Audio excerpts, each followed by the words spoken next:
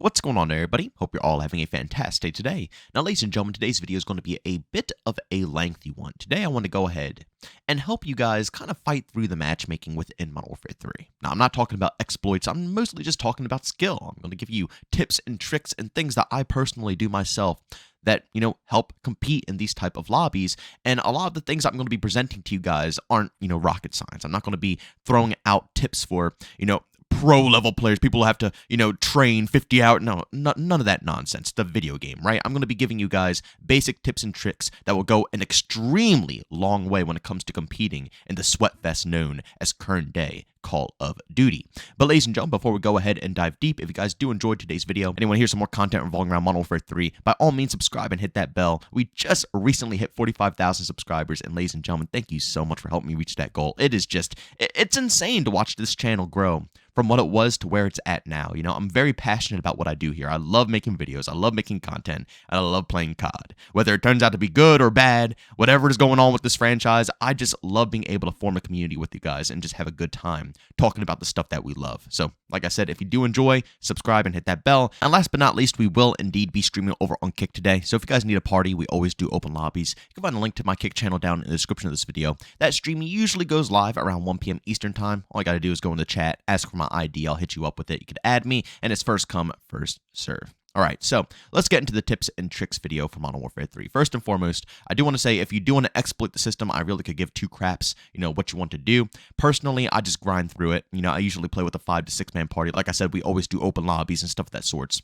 But if you're playing solo and you really want to work around it, then by all means, it's a few methods. One is buying another copy, making it a bot account, and joining on that bot account. So you're going to need 2 consoles or a PC and a console, so on and so forth.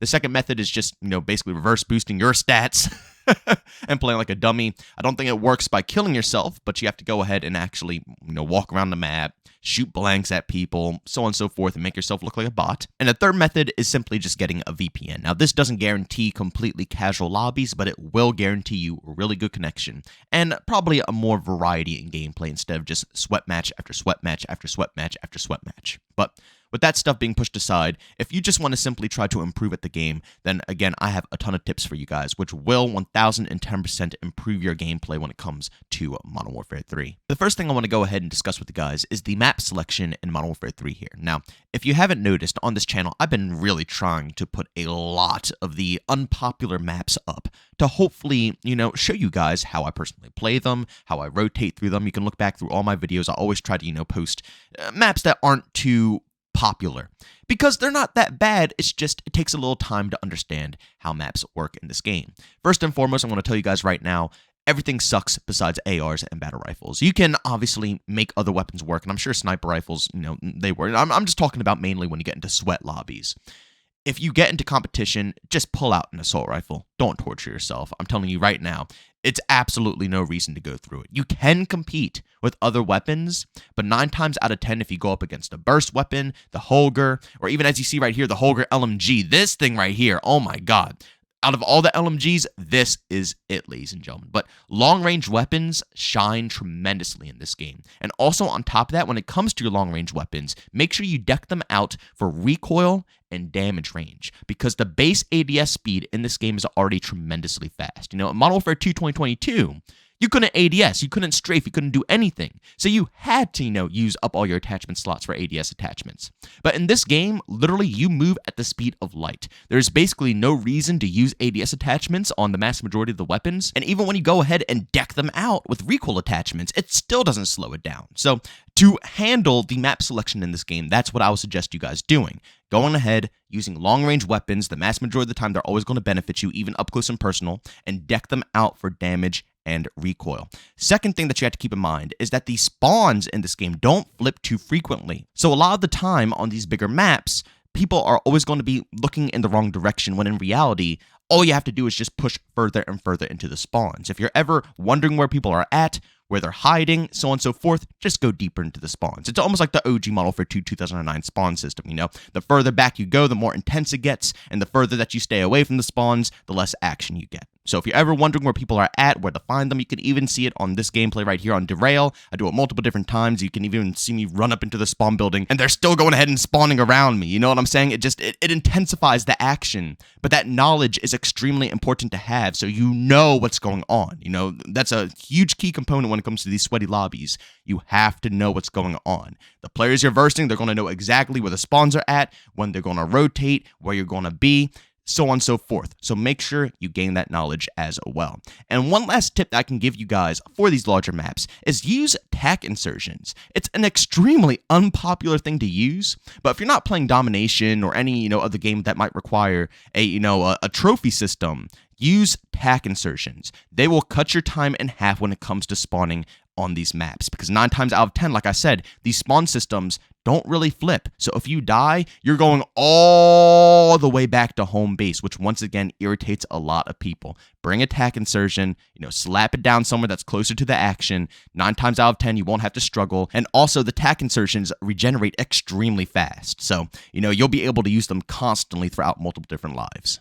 Also, while we're still on the topic of equipment and, tacticals, lethals, don't worry, guys. I do have tips and tricks for actual gameplay as well, how to play the game. But when it comes to this stuff as well, it's extremely important. Tacticals and lethals. Lethals you use as you please, but I highly suggest using smokes in this game. I've always been a smoke lover when it comes to pretty much any FPS game, but in this game, it's definitely going to shine because once again, the maps are big and you have to think back to OG Call of Duty. In Modern Warfare 2 2009, power positions were king. You always wanted to own a power position, and the maps are made for that. They can change the movement as much as they want. They can change the format, the key fundamentals of the game. Doesn't matter. The maps are basically sculpted to be exactly the same as they were back in the day, with a few minor changes. So that means that yes, power positions are back and in action. So if you're getting irritated by getting plucked off from the same, power position, the same camping spot, use smokes. It blows my mind how many people keep charging in the same direction when they could easily pop a smoke and maneuver around it like it's nothing. I'm telling you, smoke grenades are 10 trillion times better than stuns or flashes. And it's rough because, Call of Duty players, we're kill whores, right? All we want to do is kill, so when you think of what you want as a tactical, you want something that gives you an easy body, which is a flash or a stun, What's easier than killing someone who can't see anything, right? So people always want to gravitate towards that stuff. I'm telling you right now, smokes are king. Every single time, and I'm telling you, it's not even in this game, it's in pretty much all Call of Duty games across the board, and it's hilarious because everybody who always hops into our open lobbies always ends up switching to smokes. They see me use it all the time, they start using it all the time, and then they get obsessed with smokes. I promise you this. Smokes are the way. And once you learn how to use them, you will be able to maneuver maps like it's absolutely nothing and hit the craziest flanks you could possibly imagine. And one last little thing, use your tacticals and lethals, please. And I'm guilty of this as well. As you could probably see, I still probably haven't used my tack insertion. It always happens when you're in the heat of the moment, but use them. Try to make it a goal of yours to use up your equipment every single life, because it can guarantee you good situations. If you were to use your smoke grenade in every scenario you could put yourself in, even if it's a bad smoke grenade, at least you give yourself a little bit better of a chance. Right? And this is a technique, a tip that I learned from, other games like Valorant or, the CSGO, Rainbow Six Siege. Usually tack shooters are the ones that tell you this. Always use your stuff, especially in Rainbow Six Siege, If you go into a match and you don't use any of your abilities, your team is going to absolutely despise you. And yeah, you don't have any abilities in COD, but treat your tacticals and lethals as abilities, because they don't only just help you, they help your team as well. Now, the next thing I'm about to say here is going to be extraordinarily obvious, especially for a lot of hardcore Call of Duty fans, but trust me, once again, you would be shocked how many people don't take advantage of this, and also with how Infinity Ward has been treating Call of Duty, I want to be shocked people just, lost the tendency to go ahead and do it.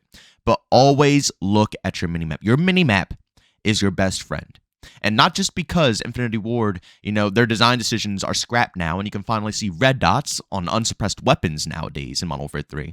Not just that, just for everything, general information as a whole. In other games, yeah, the minimap is important, but nobody ever hyper-focuses it because it's not the most crucial thing to your gameplay. But in Call of Duty, it's the complete opposite. It goes hand in hand with your game. You could be the best player in the world, but if you don't have minimap knowledge or, the minimap common sense, you're going to stumble fumble and be in such a hell pit, especially if you're versing people of your max skill-based matchmaking level, which is probably why you're watching this video in the first place.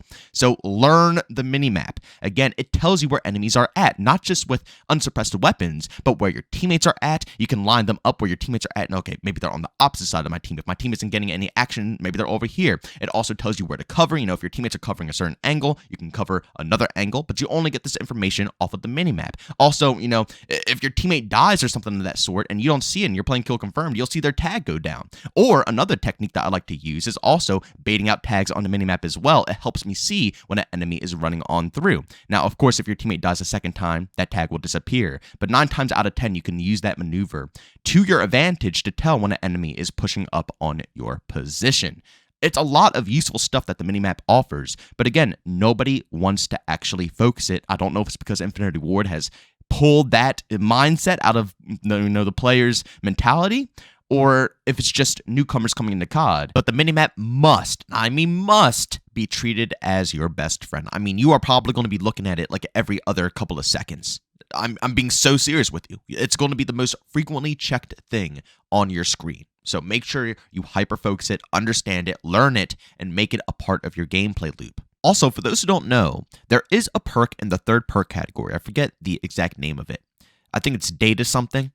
But this perk is extremely useful for running gun players, and again, it helps people out when it comes to the minimap, because every kill that you get, if you pick up, the phone that drops off of their body, will do a quick little ping, and that ping will notify you if there's any enemies nearby. Once again, helping with the map designs, the map layouts, the largeness of them, the power positions, some of the campers, so on and so forth. This is just, it's one of my favorite things to use, especially when I'm trying to flank, be more aggressive. That perk is fantastic. And pair that with Kill Confirmed, where pretty much you're always going for bodies.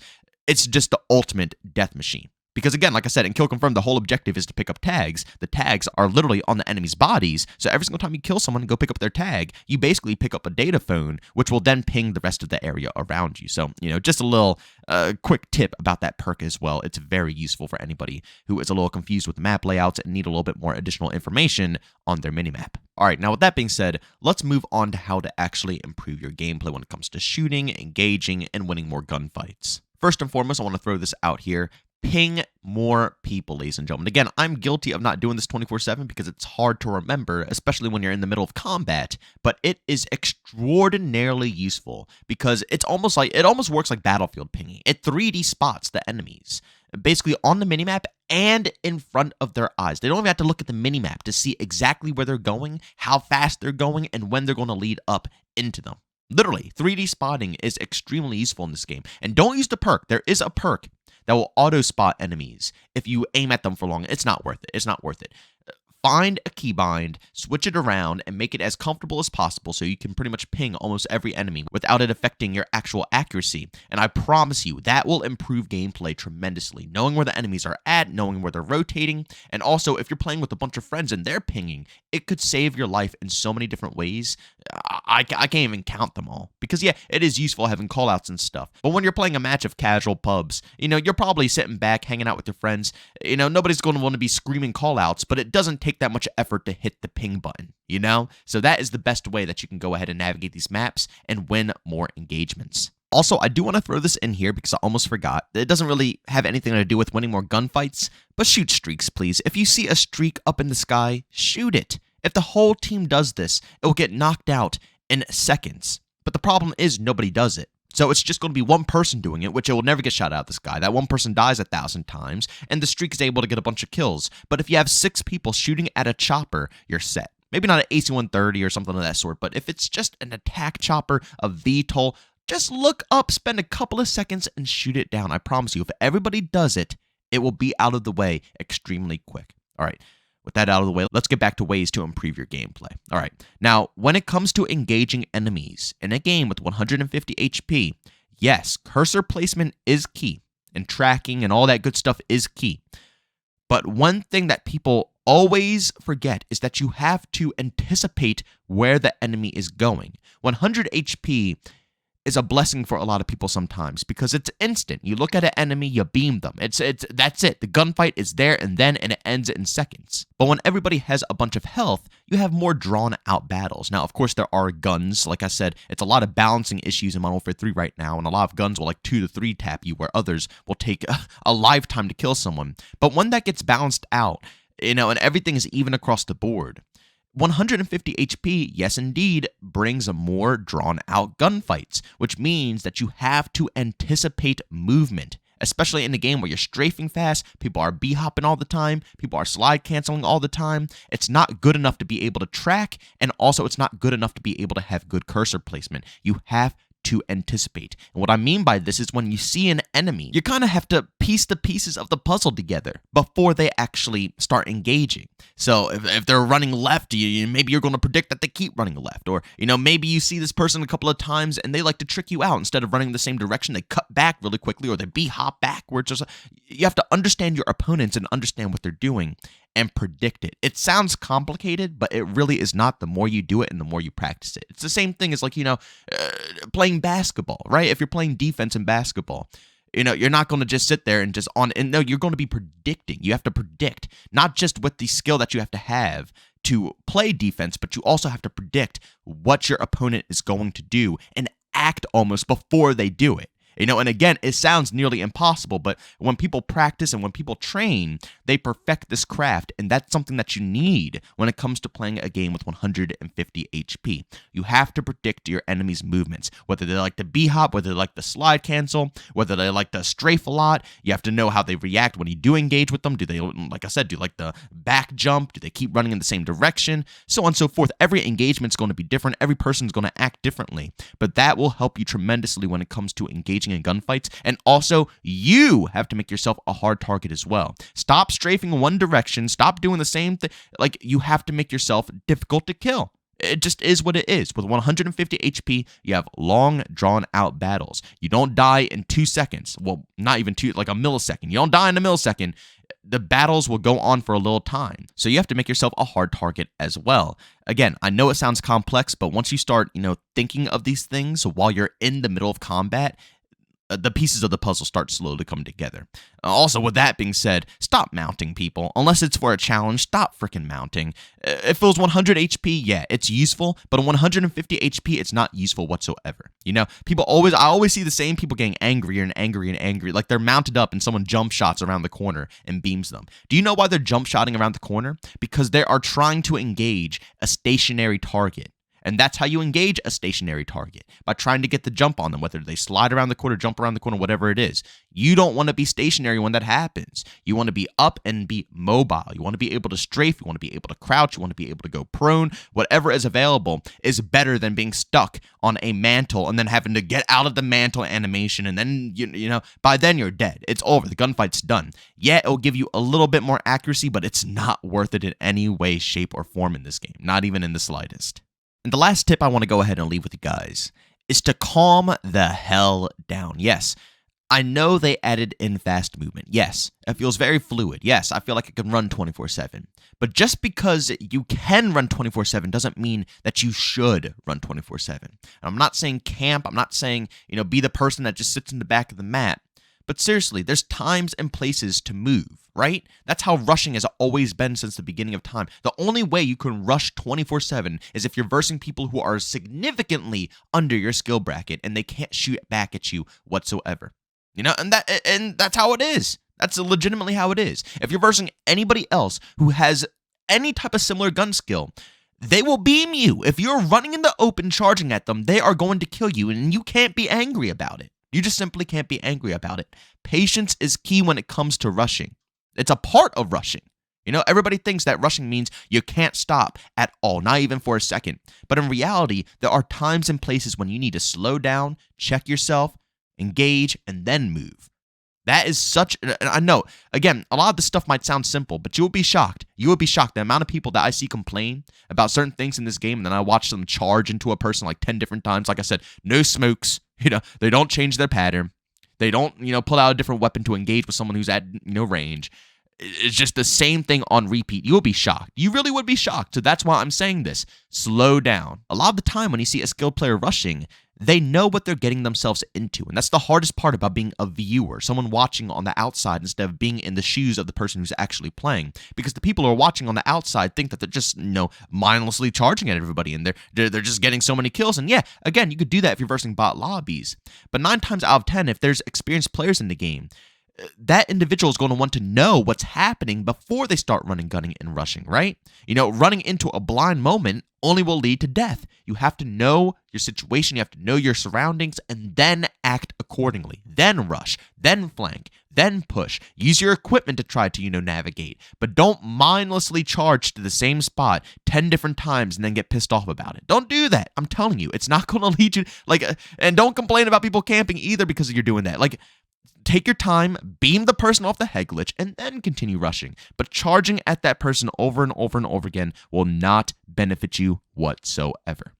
But ladies and gentlemen, those are my tips for you. I'll probably come up with some more stuff specifically for Modern Warfare 3 as time goes on and I get more playtime with the game. Obviously, if you guys want to be a part of, all of this stuff, you can tune into my live streams. We play pretty much every day over there over on Kick. The link to that is down in the description of this video. We grinded out a ton, always open lobbies. We're always trying to come up with new stuff to go ahead and post up on YouTube. And also, guys, don't forget, subscribe to this channel as well if you want to be posted. If you want to be notified for more content just like this. We do tips and tricks, comparisons, live gameplay, commentaries, rants, news, articles, whatever it is, you best believe I'm going to go ahead and cover it. But ladies and gentlemen, as always, thank you for the support. Thank you guys for getting us to 45,000 subscribers. I hope these tips and tricks can, serve you guys some justice, be of use to you. Of course, go down in the comment section and leave your opinions down below if you already know about some of these tips, or if you have any tips that I did not mention that would be extremely useful for anybody to pick up to help them improve in Modern Warfare 3. But as always, thank you guys for tuning in, and I'll see you on the next one. Peace out.